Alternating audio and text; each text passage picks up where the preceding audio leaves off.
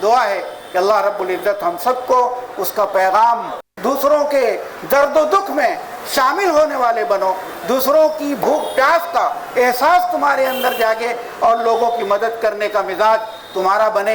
यही पैगाम है रोज़े का और यही पैगाम है रमज़ान का। अल्लाह से और हर पार्टी में और हर सुख दुख में हम एक साथ रहते हैं, हम कभी किसी को अलग नहीं समझते हैं, मगर लेकिन आज हमारे इसी हिंदुस्तान भारत के चैन व अमन को बर्बाद करने की साजिश जो है कोशिश की जा रही है भोंगे की राजनीति को लेकर, इस पर क्या कहना चाहिए? ये पठानवाड़ी जो इलाका है, ये पठानवाड़ी का इलाका पूरे मुंबई में, महाराष्ट्र में, पूरे देश में सबको मालूम है पठानवाड़ी पठानवाड़ी पठानवाड़ी। लेकिन इस विभाग का मैं 10 साल नगर सेवक बनाते नेतृत्व किया और हमेशा मैं बोलते गया कि पठानवाड़ी जो लोग बोलते हैं वैसा पठानवाड़ी नहीं है। पहले सालों के पहला कुछ होगा, लेकिन अभी जो पठानवाड़ी में रहने वाले आप लोग सब है, एक तरफ बहुत बड़ी ताकतें और बहुत बड़ा गोदी मीडिया नफ़रतों का एक सिलसिला शुरू किए हुए है। तो अगर वो नफ़रत मीडिया पर कर रहा है और हम लोग इस तरह से आमने सामने मिल करके थोड़ा थोड़ा सा मोहब्बत तकसीम करेंगे तो उद्धव साहब ने कल डिक्लेयर किया, सब आवाम को डिक्लेयर किया कि किसकी वजह से महंगाई बढ़ रही है। स्टेट अपना काम कर रहा है, स्टेट पाकिस्तान की बात ही सुनिए, श्रीलंका की बात ही देखिए, वहाँ जैसे अराजकता है वैसे अराजकता भारत में आने में देरी नहीं होगी। इसलिए जब हमने अपनी पार्टी के आला कमान से इस मुतालिक बात की तो उन्होंने कहा कि नहीं ऐसा कुछ भी नहीं है, आप बेफिक्र रहिए, ये आरएसएस की चाल है। ये किसने कहा आपसे? आला कमान कौन हुए? अखिलेश यादव। अच्छा, अखिलेश यादव। मैं समझा अबू हाशिम आज़मी। नहीं, अबू हाशिम आज़मी की बात हम यहाँ बिल्कुल भी नहीं कर रहे, क्योंकि वो पार्टी के सर्वे सर्वा नहीं है। अच्छा, वो प्योरली एक बिजनेसमैन है, वो अपना कारोबार करें। उनको जो है हमारे मुस्लिम समाज से कोई कारखानों में बहुत सी चीज़ें बनती है ना, तो उनके कारखाने में ये बनाया जा रहा है। अबू हाशिम आज़मी साहब के कारखाने में? हाँ। अच्छा, आप गोंडी गए हैं कभी? वैसे क्या होना चाहिए? गोंडी में बदलाव होना चाहिए। बदलाव में क्या? बदलाव में सबसे पहले अबू हाशिम आज़मी को हटाया जाना चाहिए। जो हमारा जो वक्त गुजरा है, जो बर्बाद हुआ है, उस पर भी तो हम बात करेंगे ना। जैसे कि आपने अबू हाशिम आज़मी साहब का कोई तर्जुमान नहीं हूँ मैंने एक सवाल आपसे किया, तर्जुमान आपको बताया, मैं बता रहा हूँ। लेकिन आपने कहा कि अबू हाशिम आज़मी साहब ने क्या किया? अबू हाशिम आज़मी साहब ने टाडा पोटा जितने मजालिम में उनके खिलाफ एहतजाज किया, प्रोटेस्ट किया और उसका लोग गवाह है। नहीं, उसके बाद में भी किया उसके। अच्छा, ये बताइए, लोग जो है भाईचारा और प्यार और मोहब्बत के लिए जमा हुए थे और मैं बहुत मुबारकबाद पेश करता हूँ हज़रत मौलाना मुफ्ती इनामुल्लाह खान साहब अल हिरा के जो है फाउंडेशन जो है फाउंडर और उनके साहबजादे जो है असद भाई, इन लोगों ने इतना बड़ा जो है यहाँ पे लोगों को इकट्ठा किया, इफ्तार पार्टी की। और मैं ये समझता हूँ ये सिर्फ प्यार और मोहब्बत के लिए यहाँ पे इन्होंने इकट्ठा किया था। और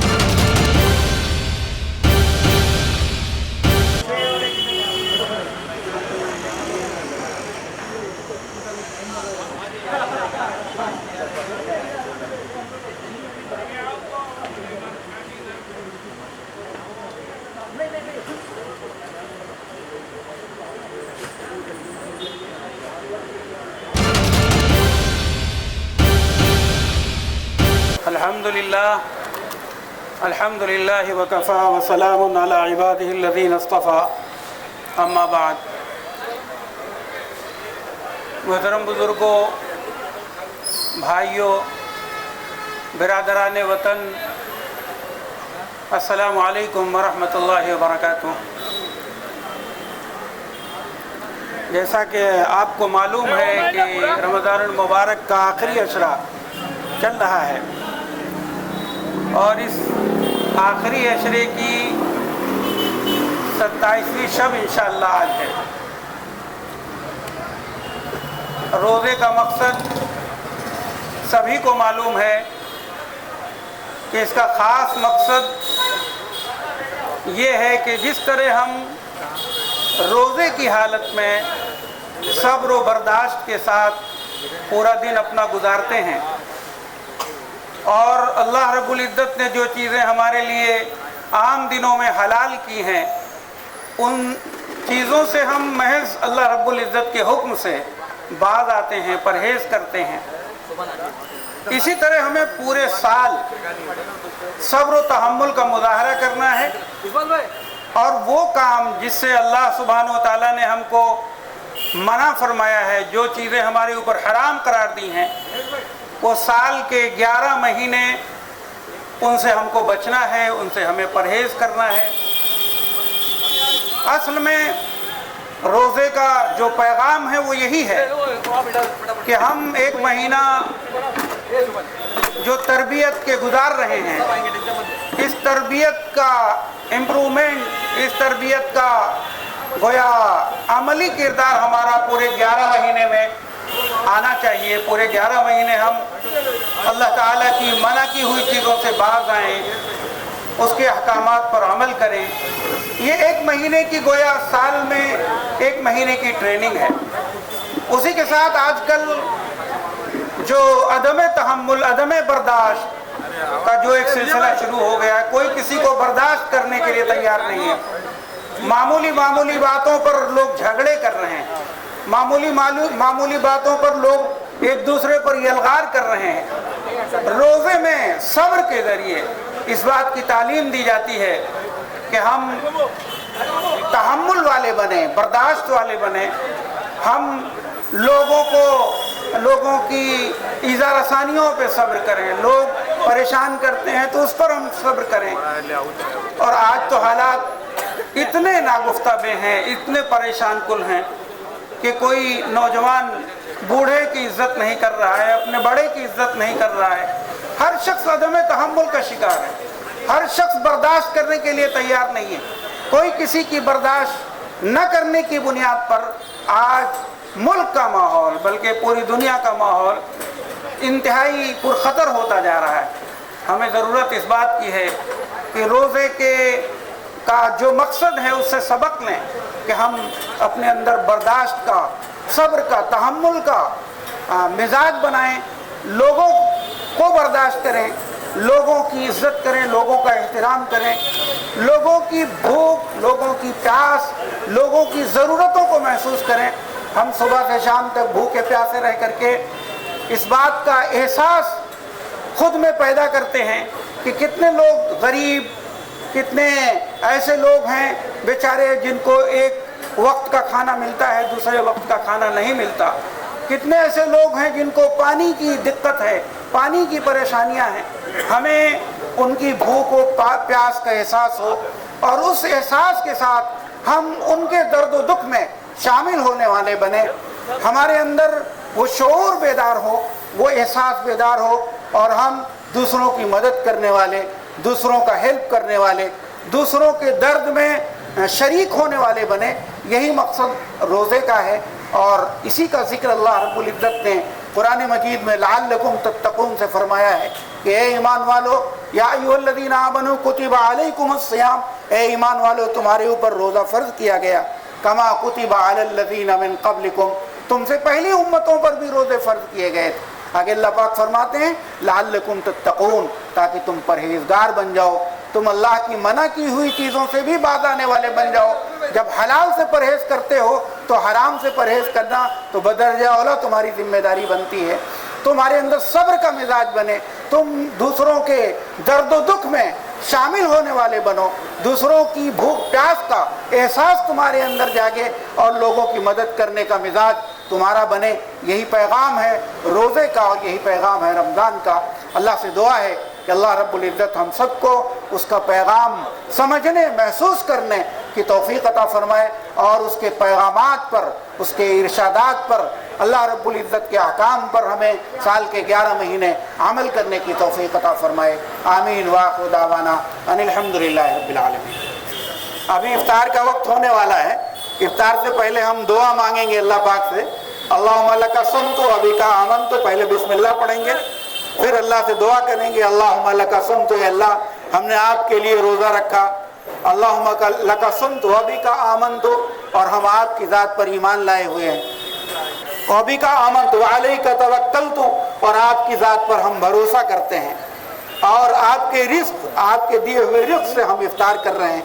ये दुआ अल्लाह ताला से आपको मांगनी है, आप अपनी ज़बान में भी अल्लाह से बोल सकते हैं, वो ज़्यादा बेहतर है। और अरबी ज़बान में अगर दुआ आती है तो कर सकते हैं, लेकिन समझ कर दुआ मांगना ज़्यादा बेहतर है। ए अल्लाह, हम आपके लिए रोज़ा रखते हैं, आपकी ज़ात पर भरोसा करते हैं और आपके दिए हुए रिज़्क़ से हम रोज़े का इफ्तार कर रहे हैं।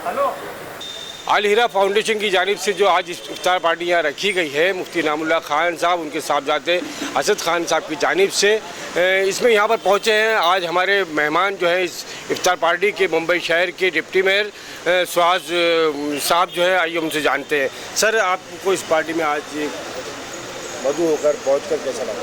सबको सलाम वालेकुम और जय महाराष्ट्र। हर साल की तरह इस साल भी अल हिरा फाउंडेशन की तरफ से दावत इफ्तार यानी इफ्तार पार्टी का आयोजन किया गया है।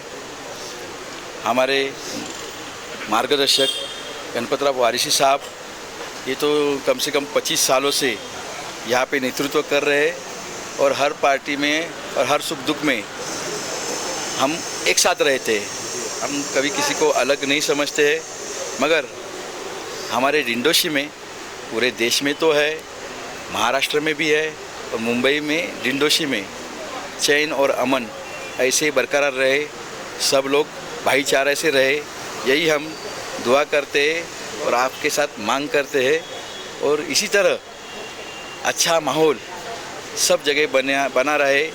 आने वाली ईद की मुबारक आज से ही हम लोग देते हैं और हम इनके साथ और वो हमारे साथ जुड़े हुए ऐसे ही रहेंगे। इसके लिए धन्यवाद करता हूँ इनको कि इफ्तार पार्टी दी है। एक बार सबके साथ खाना तो बहाना है, मगर सबको मिलना और उनको सुख दुख को शेयर करना, यही एक काम आज की तारीख में अच्छा हो रहा है। इसके लिए मैं उनको धन्यवाद करता हूँ कि इसी तरह चैन और अमन के लिए हम सब प्रयास करेंगे। सर, आपने बहुत अच्छी बात की कि चैन और अमन की बात की कि आज हमारे महाराष्ट्र में, हिंदुस्तान में चैन और अमन के साथ में लोग रह रहे हैं, चाहे हिंदू हो, मुसलमान हो, सभी जितनी बिरादरी है, जितने फ़िरके, जितने समाज के लोग हैं। लेकिन आज हमारे इसी हिंदुस्तान भारत के चैन और अमन को बर्बाद करने की साजिश जो है, कोशिश की जा रही है भोंगे की राजनीति को लेकर। इस पर क्या कहना चाहिए आप? गणपत वारिसी साहब बोलेंगे। सर, आप भी थोड़ा सा, आप जिम्मेदार हैं सर? नहीं, जिम्मेदार तो हूँ, मगर मैं अभी भी बताया कि चैन और अमन की बातें ही करनी चाहिए, बाकी की बातों में कुछ भी नहीं है। हमें जीना यहाँ, मरना यहाँ, इसके सिवा जाना का। तो यहाँ से रहना है तो चैन और अमन से रहना चाहिए, बस। बहुत बड़ी बात की सर आपने। मैं सर आपसे उसी बात पे आता हूँ कि भोंगे की राजनीति को लेकर जिस तरह से लड़ाने की कोशिश की जा रही है, आप क्या कहना चाहते हैं? सबसे पहला मैं अल हिरा फाउंडेशन के सभी साथियों को बहुत धन्यवाद देना चाहता हूँ। और आज यह इफ्तार पार्टी का खाली बहाना है। ये जो फाउंडेशन है, वो फाउंडेशन से हम लोग का बहुत पुराना रिश्ता है। हर समय, हर वक्त सुख दुख में हम लोग साथ में रहते हैं, एक दूसरे मिलते जुलते हैं, बातचीत होता है। आज ये इफ्तार पार्टी का कारण से अपन साथ में आ गए, सब लोग मिले, बहुत खुशी हो गया। अभी आप जो बात छेड़े, वो बात के ऊपर बोलना चाहिए तो बहुत कुछ बोलना है, लेकिन अपन देश की बात नहीं करेंगे, पूरे महाराष्ट्र की बात भी नहीं करेंगे। अपन बात करेंगे खाली सिर्फ मुंबई की और पठानवाड़ी की, इंसानियत की। ये पठानवाड़ी जो इलाका है, ये पठानवाड़ी का इलाका पूरे मुंबई में, महाराष्ट्र में, पूरे देश में सबको मालूम है, पठानवाड़ी पठानवाड़ी पठानवाड़ी। लेकिन इस विभाग का मैं 10 साल नगर सेवक नाते नेतृत्व किया और हमेशा मैं बोलते गया कि पठानवाड़ी, जो लोग बोलते हैं वैसा पठानवाड़ी नहीं है। पहले सालों के पहला कुछ होगा, लेकिन अभी जो पठानवाड़ी में रहने वाले आप लोग सब है, वो हम लोग सब हिंदू मुस्लिम सभी जाति धर्म के लोग बहुत प्यार से रहते हैं, एक दूसरे मिलना जुलना, बातचीत करना। और अभी जो आप बात छेड़े भोंगे की बात, वो बात सबको लगता है कि कुछ ना कुछ बात बढ़ेगी, लेकिन आपको मैं ये बताना चाहता हूँ, आपका सबका सहयोग से अपने ये महाराष्ट्र के अंदर जो अपना आघाड़ी सरकार है और अपने मुख्यमंत्री जो उद्धव साहब ठाकरे हैं, वो ये महाराष्ट्र के अंदर किसकी भी बात गलत चलाने नहीं देंगे। इसके लिए मैं आपको बहुत दिल से बोलना चाहता हूँ। आप लोग जैसे एक दूसरे से प्यार से इधर आप रहते हैं, अपन लोग वैसे आगे बढ़ते रहेंगे। आज आपको सभी लोगों को चिंता करने का कोई कारण नहीं, हम लोग आपके साथ में हैं, आप लोग भी हमारे साथ में रहना। आज जो इफ्तार पार्टी का प्रोग्राम हुआ वो यही बताता है कि सब मिलके साथ में रहो और आने वाले ईद अपन सब मिलके बहुत प्यार से बनाएंगे और सबको सलाम दुआ करेंगे। इतना ही कहना चाहिए। सर, जो आपने बात कही यही हमारी सभ्यता है, ये हमारी गंगा जमनी तहजीब है जो हज़ारों साल से चली आ रही है। आज उस कोशिश को, उस सभ्यता को नाकाम करने का काम हम सब का है। हम समझते हैं, हम इस मौके पर बात करें मुफ्ती इनामुल्लाह खान साहब से, जो कि आज की इस इफ्तार पार्टी के ऑर्गेनाइज़र भी है, अल हीरा फाउंडेशन के चेयरमैन भी है। मुफ्ती साहब बताइए आपका क्या पैगाम होगा? मेरा मुख्तसर से चंद लफ्ज़ों में एक पैगाम ये है कि एक तरफ बहुत बड़ी ताकतें और बहुत बड़ा गोदी मीडिया नफ़रतों का एक सिलसिला शुरू किए हुए है।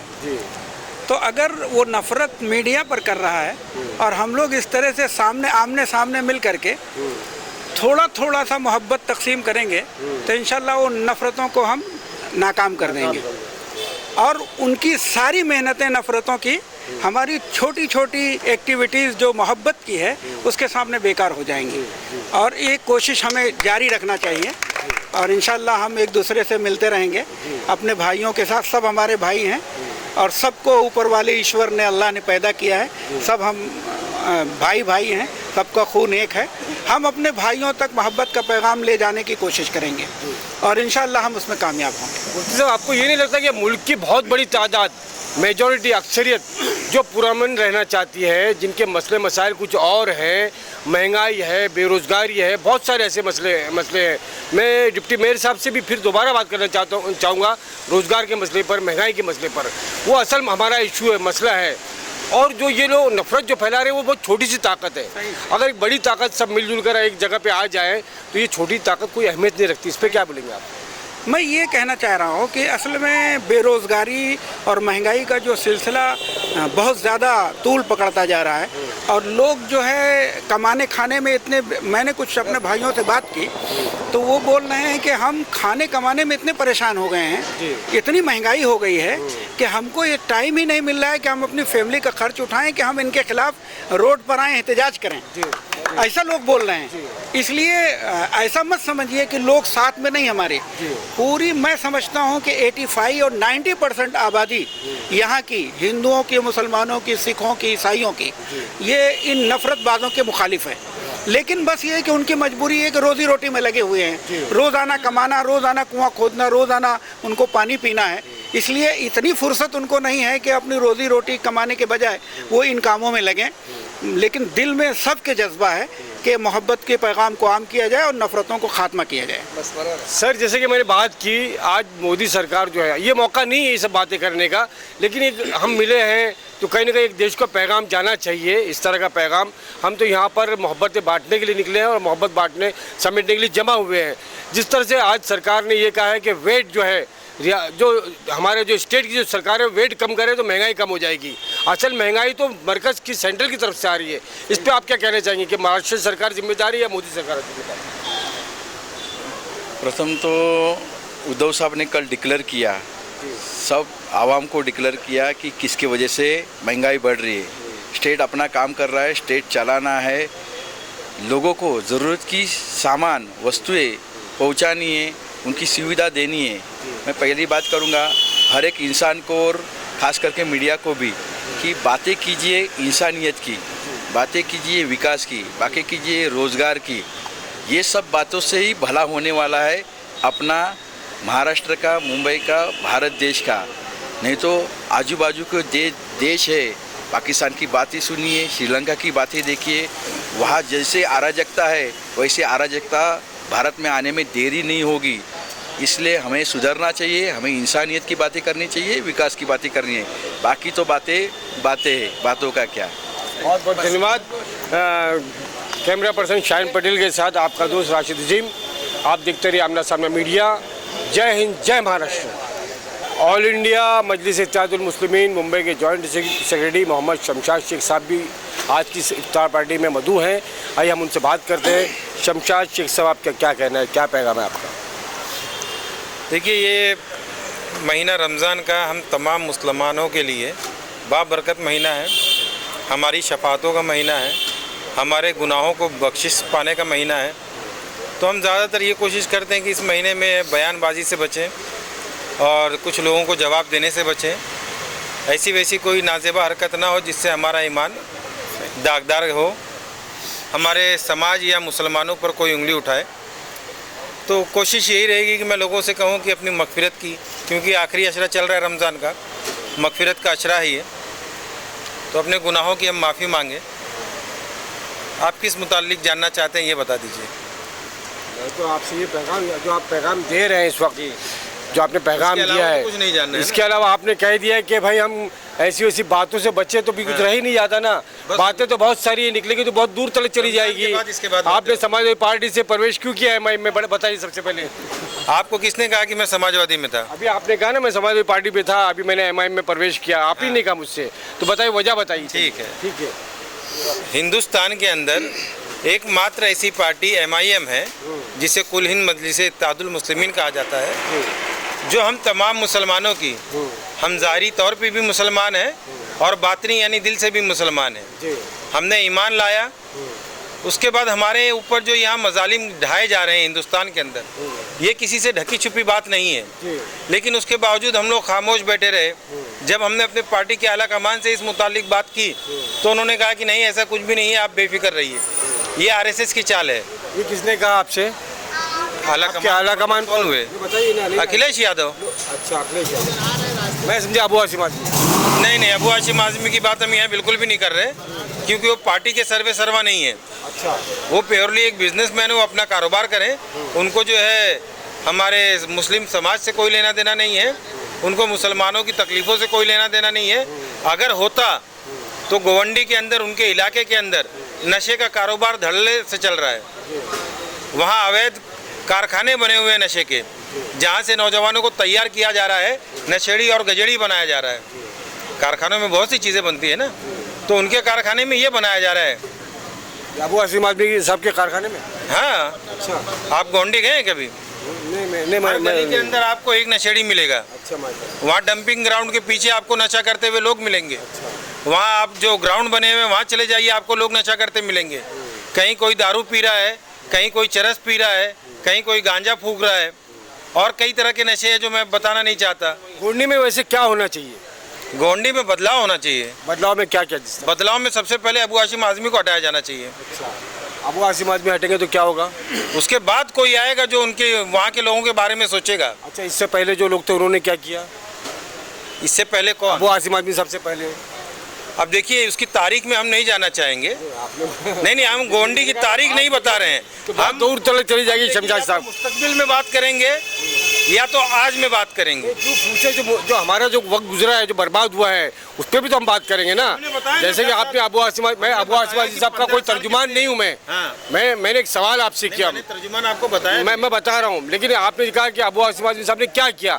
अबू हाशिम आज़मी साहब ने टाडा पोटा जितने मजालिम है उनके खिलाफ एहतजाज किया, प्रोटेस्ट किया, और उसका लोग गवाह है। नहीं, उसके बाद में भी, उसके बाद में भी किया उसके। अच्छा, ये बताइए, चलिए ये बताइए, यूपी के मुसलमानों ने MIM को सिरे से नकार दिया। वहाँ उनकी जमानत जब्त हो गई। जितने वोट लिए, कम से कम 100 सीटों पे अखिलेश यादव की सरकार की पार्टी हार गई। ठीक है, हाँ, उसका फायदा बीजेपी को मिला। तो अखिलेश यादव जो है बीजेपी के नुमाइंदे हैं क्या असदुद्दीन ओवैसी जो बीजेपी के नुमाइंदे हैं? किसने कहा कि उसका फायदा अखिलेश यादव को मिला या बीजेपी को मिला? बीजेपी को मिला है कि अखिलेश यादव को नुकसान हुआ। 73 सीटों पर ऐसे रिजल्ट थे जो 500 से 1000 के दरमियान के थे, लेकिन वहाँ सबसे ज़्यादा अगर किसी ने नुकसान किया तो वो बसपा ने नुकसान किया, कांग्रेस ने नुकसान किया। MIM ने तो इतना नुकसान नहीं किया। प्रति आरोप बात निकलेगी तो बहुत दूर तक जाएगी। ये मौका नहीं है उन बहसों में जाने का। मैं मौलाना आपसे बात करना चाहूँगा, बताइए आपका क्या पैगाम होगा? देखिए, ये तो कोई सियासी बैनर है नहीं है कि यहाँ पे कोई सियासत की बात की जाए, या हम लोग सियासी भी नहीं हैं। यहाँ पे हम लोग जो है भाईचारा और प्यार और मोहब्बत के लिए जमा हुए थे, और मैं बहुत मुबारकबाद पेश करता हूँ हज़रत मौलाना मुफ्ती इनामुल्लाह खान साहब अल हिरा के जो है फाउंडेशन जो है फाउंडर, और उनके साहबजादे जो है असद भाई। इन लोगों ने इतना बड़ा जो है यहाँ पे लोगों को इकट्ठा किया इफ्तार पार्टी की, और मैं ये समझता हूँ ये सिर्फ प्यार और मोहब्बत के लिए यहाँ पे इन्होंने इकट्ठा किया था। और उस मकसद में वो बेहद कामयाब हुए। अल्हम्दुलिल्लाह यहाँ पे तमाम लोग आए और बैठे और अपनी अपनी बातें रखी, और ये वक्त का तकाजा भी था। हम तो अपने यहाँ मुंबई के बारे में सोचते हैं कि भाई यहाँ पे अमन व शांति का माहौल है और इस तरह अमन व शांति यहाँ पे रहनी चाहिए जिस तरह से इन लोगों ने यहाँ पे किया है, और जिस तरह मुंबई में अमन व शांति है पूरे भारत में होना चाहिए, क्योंकि भारत जो है ये मजबूत उसी वक्त होगा जब नफ़रत ख़त्म होगी। प्यार और मोहब्बत के साथ भारत ज़िंदा रह सकता है, नफ़रत के साथ भारत ज़िंदा नहीं रह सकता है। तो हमको चाहिए कि प्यार और मोहब्बत की ही बात करें और कानून के दायरे में रह के बात करें। अगर लोग हमको जज्बात में लाना चाहते हैं तो हमको जज्बात में आना नहीं चाहिए, बल्कि जो है जज्बात को पसे पुष्ट डाल करके मोहब्बत का पैगाम देना चाहिए। और यही रमज़ानुल मुबारक का पैगाम है कि सब्र के साथ और शुक्र के साथ और जो है प्यार और मोहब्बत के साथ जो है वो उसका मज़हब कुछ भी हो, जैनी हो, बुद्धिस्ट हो, मजूसी हो, हिंदू हो, कोई उसको, लेकिन यहाँ का रहने वाला हमारा भाई है और अमन व शांति का माहौल होना चाहिए। अच्छा साहब, आप क्या बोलेंगे? मैं सबसे पहले कि हमारे जितने मेहमान जो तशरीफ़ लाए हैं। आप भी एमआईएम में? हाँ जी। किस पोस्ट पे है? डिस्ट्रिक्ट ऑब्जर्वर है। डिस्ट्रिक्ट के ऑब्जर्वर, माशाल्लाह, अच्छी बात, मुबारक आपको। मैं से हमारे जितने मेहमान हैं उन सभी का हम शुक्रिया अदा करते हैं।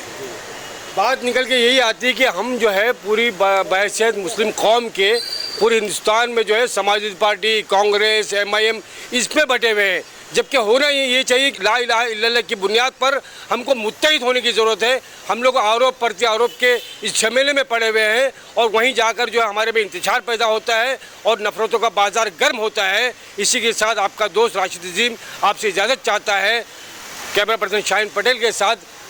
जय हिंद, जय महाराष्ट्र। एडवोकेट सईद साहब भी जो हमारे साथ में मौजूद है। सईद भाई, क्या बोलना चाहेंगे आप?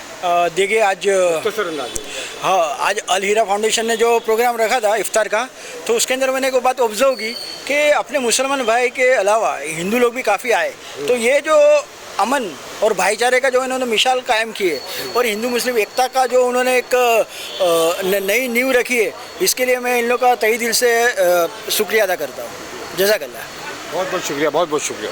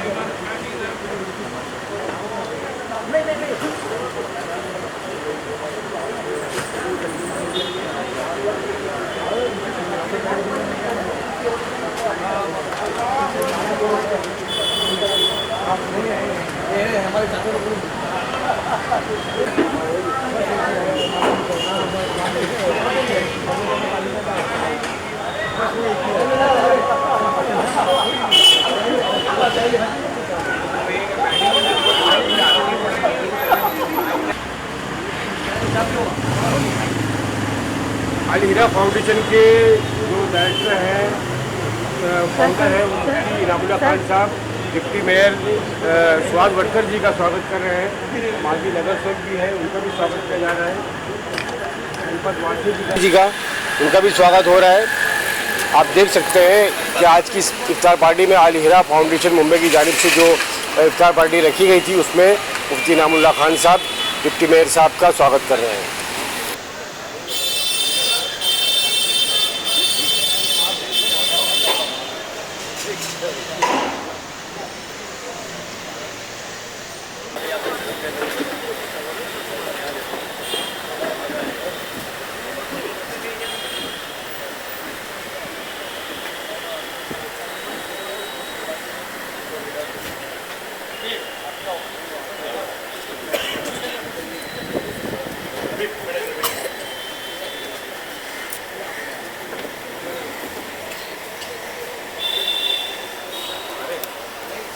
पब्लिक क्लिप हो गया, अपने मानने।